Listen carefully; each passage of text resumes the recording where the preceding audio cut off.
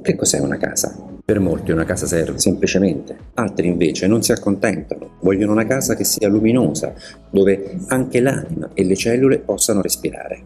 E cosa pensereste di una casa con un balcone di quasi 10 metri quadri?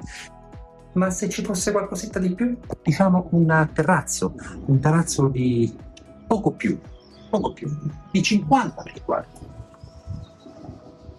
Un terrazzo panoramico, con vista su Toscania, Tarquinia, il Monte Miata, la cupola di Monte Fiascone, tutto questo. Siamo a Vetralla, in via San Michele 1, dove c'è questo attico di 78 metri quadri con questo terrazzo spettacolare, in vendita ad un prezzo davvero speciale. Quindi se non volete perdervi l'occasione di visitare una delle case fra le più belle che ci sono in tutta la Tuscia, non dimenticatevi, 6 giugno, dalle 10 alle 12 c'è un open house. Vi aspetto.